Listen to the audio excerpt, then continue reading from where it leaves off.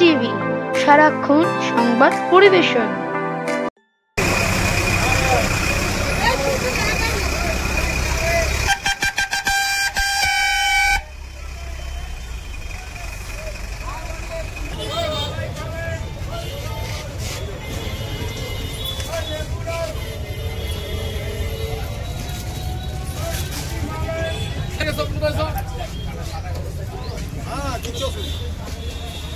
আচ্ছা, হাসিও পাই,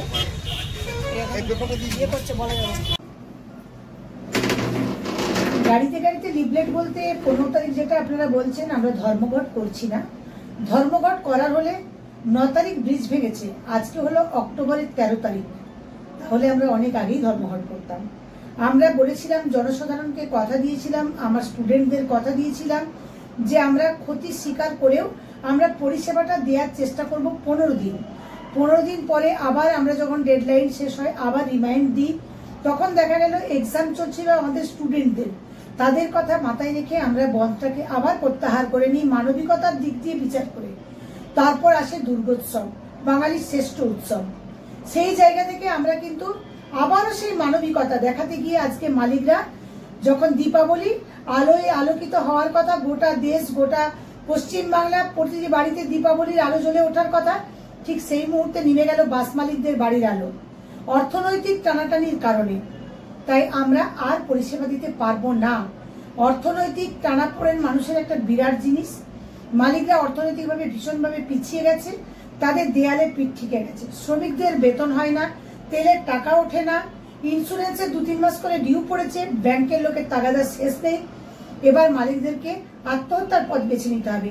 তাই সেই জায়গা থেকে তাদেরকে ফিরিয়ে আনার জন্য আমাদেরকে অনিচ্ছাকৃতভাবে এই 15 তারিখ থেকে এই বাস বন্ধের রাস্তা বেছে নিতে হয়েছে। এর জন্য আমরা প্রতিটি জনসাধারণের কাছে, অ্যাসোসিয়েশনের পক্ষ থেকে, আমাদের প্রতিটি বাসের শ্রমিকদের পক্ষ থেকে, মালিকদের পক্ষ থেকে এবং আমার গোটা জনসাধারণকে জানাই, আমাদের অ্যাসোসিয়েশনের পক্ষ থেকে করজোড়ে আমরা আপনাদের কাছে ক্ষমা প্রার্থী।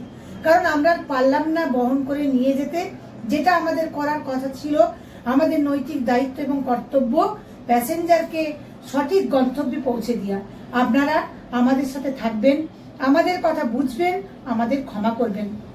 নমস্কার, আমি Madhumita Bhattacharya, Arambagh bus minibus operators welfare association সম্পাদিকা।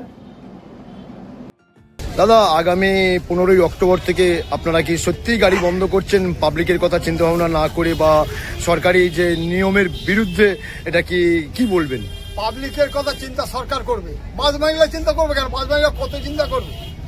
আমি আমাদের স্টাফের চিন্তা করি, স্টাফেদের বেতন দিতে পারি না, স্টাফকে রেগুলার চেঞ্জ করছি, চোর ভাবছি, কন্ট্রাক্টরদের আজকে একে চেঞ্জ করছি, কালোকে তুলছি, আমরা সবাইকে মনে করি চোর, কিন্তু সেটা তো প্রকৃত নয়, প্রকৃত বাজার হচ্ছে না।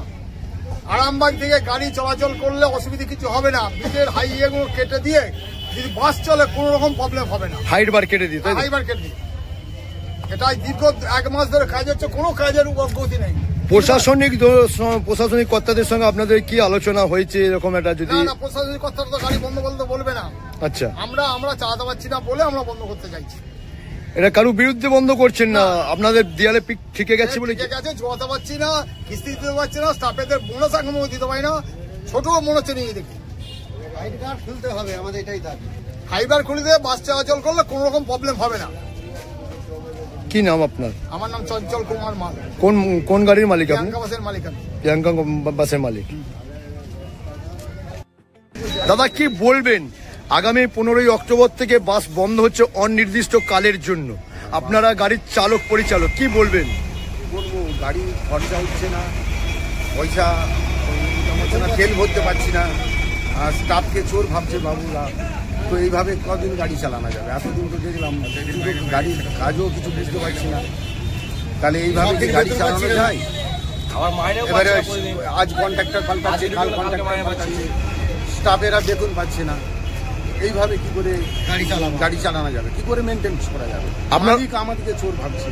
আপনারাও চাইছেন গাড়ি বন্ধ হয়ে যাক, যে চোরের থেকে আমরা ভালো? গাড়ি বন্ধ হলে আমাদের ভালো। কি করে এইরকম পরিস্থিতিতে কি গাড়ি চালানো যায়? এতদিন তো চলবে এইভাবে, কোনোদিন বেতন মানে গাড়ি যে লস হচ্ছে এটা আপনারাও বুঝতে পারছেন? হ্যাঁ, বেতন পাচ্ছি না।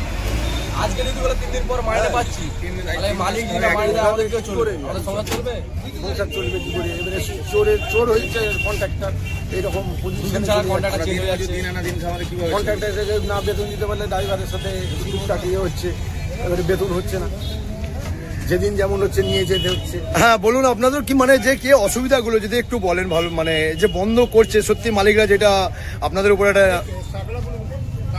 চাপ এদের কি করবে? মালিকরা কোথায় থেকে আনবে, কত বাড়ি থেকে দিয়ে চালাবে?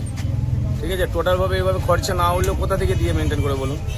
আমরাও তো পেটে জ্বালায় খাটতে এসছি, অর্ধেক দিন মাইনে পাচ্ছি না, 2 দিন 3 দিন 4 দিন ছাড়া পাচ্ছি, কিভাবে চলবে বলুন? যেদিকে ব্রিজ এরকম হয় এইভাবে প্রবলেম, মালিক কত থেকে ঘর থেকে দিয়ে দিয়ে চালাবে বলুন? কতদিন দেনা হয়ে যাচ্ছে, তেল মালিকের সঙ্গে আপনাদের কোনো বচসা হচ্ছে নাকি এই যে বাজার খারাপ হচ্ছে কি? হ্যাঁ, না দিতে পারলে মালিক হয়তো ভাবছে গাড়িটা চালিয়ে আমি কি করবো, কোথা থেকে পাবো, কিভাবে বাড়ি বন্ধ করে দিই? ঠিক আছে, আমাদেরও তো দিন মজুর, আমাদের তো দিন আনা দিন খাওয়া বলুন। ঠিক আছে, মালিকের সঙ্গে তো বচসা হতেই থাকে, কিন্তু মালিক কিভাবে করবে? মালিক গাড়ি কোথা থেকে এনে দেবে বলুন? আপনারা কি চাইছেন? আমরা চাইছি যেভাবে বাস চলছিল হাইট বার তুলে বাস চলুক। হ্যাঁ, জনসাধারণ অসুবিধা হচ্ছে, আমাদেরও হচ্ছে, প্রত্যেক মানুষ যাতে সুষ্ঠুভাবে সবকিছু করতে পারে, মানুষের পরিষেবাটা পাক, হাইট বারটা তুলে অন্তত গাড়িগুলো বাসগুলো মিনিমাম চালানোর ব্যবস্থা করা হোক, এটা করছি। চাইছি মানুষ যাতে সুষ্ঠুভাবে পরিষেবা পায়। হ্যাঁ, আমরা যাতে করে কাজকর্ম ঠিকঠাক করতে পারি, বাস স্ট্যান্ডকে গেলে আমাদেরও মাইনেপত্র আসবে, বাবু সব কিছু হবে। আমরা চাইছি যে যাতে করে ওটা হাইট বার তুলে জিনিসটা সুষ্ঠুভাবে পরিষেবা করা যায়। কি নাম আপনার? পিন্টু দে। কোন গাড়ি স্টাফ? প্রিয়ঙ্কা গাড়ি। আপনি কোন গাড়ি স্টাফ? প্রিয়াঙ্কা গাড়ি। প্রিয়াঙ্কা গাড়ি। দাদা আপনারা কোন গাড়ি স্টাফ? রোহন গাড়ি, কোটারামবাগ। রোহন গাড়ি। আপনি? প্রিয়াঙ্কা গাড়ি। প্রিয়াঙ্কা গাড়ি। আপনি কোন গাড়ি স্টাফ? নিবেদিতা, কোটারামবাগ। আপনারও কি একই মত যে আর মানে ভালো লাগছে না এইভাবে? দিনের দিন লস হচ্ছে গাড়ি।